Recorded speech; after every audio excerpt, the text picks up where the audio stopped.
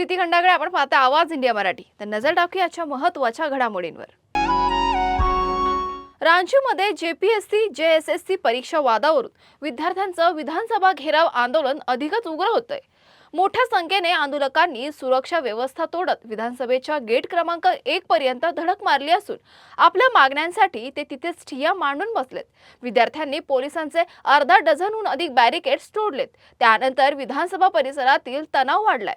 आंदोलकांना रोखण्यासाठी पोलिसांनी अनेक स्तरांवर सुरक्षा व्यवस्था केली होती. मात्र विद्यार्थी एक एक करत बॅरिकेड्स पार करत पुढे जात राहिले. परिस्थिती पाहता विधानसभा परिसरात मोठ्या संख्येने पोलीस बंदोबस्त तैनात करण्यात आला. परिसरातील सुरक्षा वाढवण्यात आली असून आंदोलकांवर नियंत्रण ठेवण्यासाठी पोलीस सातत्याने प्रयत्न करतात.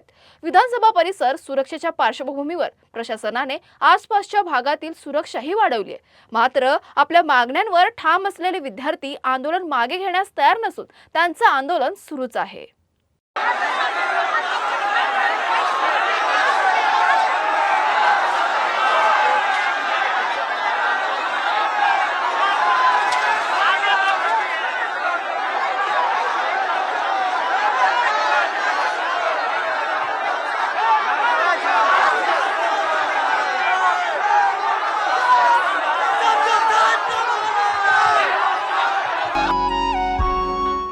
स्वातंत्र्य दिनाच्या पार्श्वभूमीवर देशभरात तिरंगा रॅलीचं आयोजन करण्यात येते.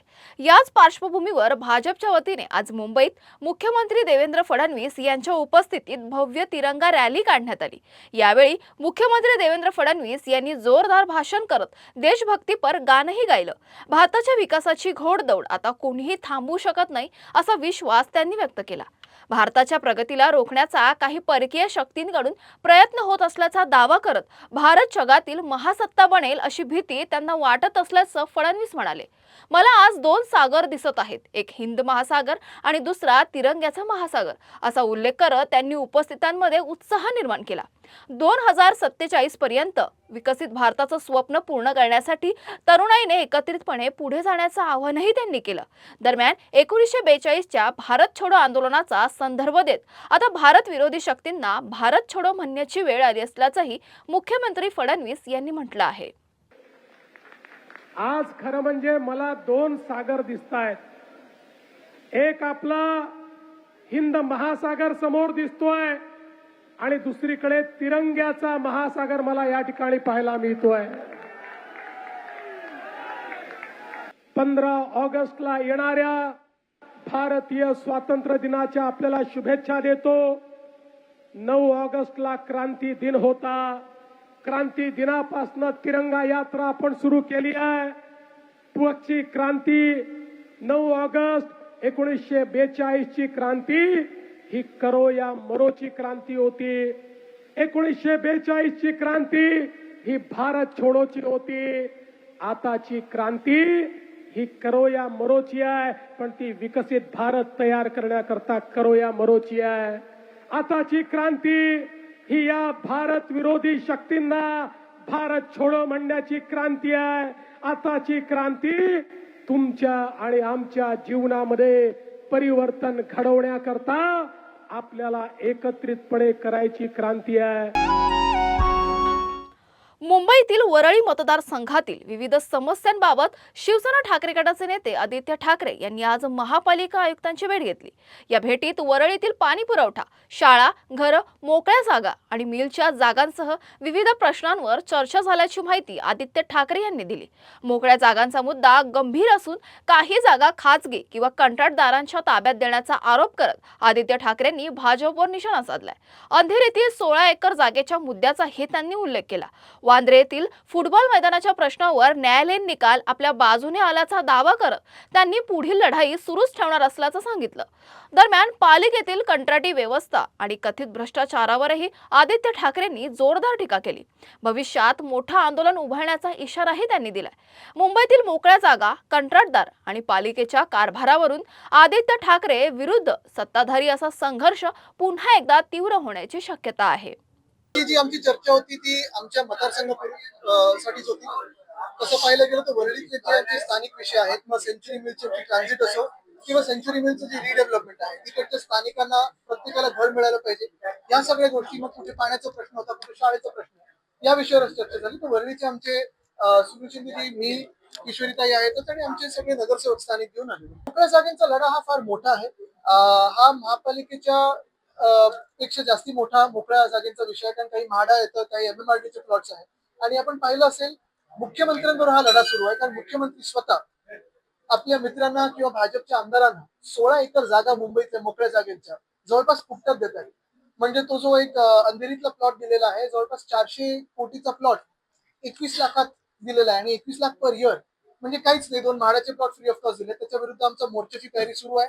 मुंबईत अनेक लोक जे राजकारणाच्या पलीकडे असतात ते देखील या मोर्चात येणार आहेत आणि लवकरच ही तारीख आम्ही जाहीर करू. अमराठी चालकांसाठी मराठी शिकण्याची 15 ऑगस्टची डेडलाईन कायम राहणार असल्याचं परिवहन मंत्री प्रताप सरनाईक यांनी स्पष्ट केलं.